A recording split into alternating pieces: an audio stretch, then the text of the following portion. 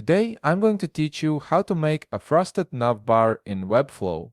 This effect gives your navigation bar a sleek, semi-transparent appearance that adds a modern professional touch to your website design. Let's jump right in and get this set up. First, open your web browser and head over to webflow.com. Once you're there, log in with your credentials to access your Webflow dashboard. This is where you'll manage all your website projects and begin making design changes.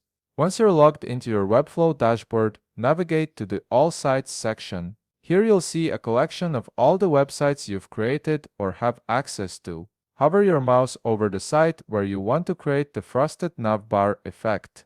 When you do this, you'll notice several options appear. Go ahead and click on Open in Webflow.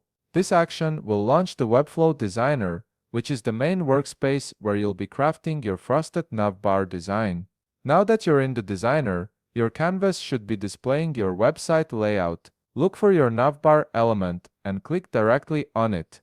This selection is crucial because it ensures that any changes you make will apply specifically to the navbar component. Selecting the correct element helps you avoid accidentally modifying other parts of your design. With your navbar selected, shift your attention to the right panel. This is your Style panel where all the visual customization happens. Scroll down until you find the Color section. This is where you'll create that signature frosted effect. Click on the color box to open up the color picker. Here's where the magic happens. To achieve a frosted look, you'll want to adjust the color based on your preferences, but the key is working with transparency. Play around with the opacity slider to create that semi-transparent, glass-like appearance that defines a frosted navbar. You might also want to experiment with lighter colors as they tend to produce a more authentic frosted glass effect when combined with reduced opacity.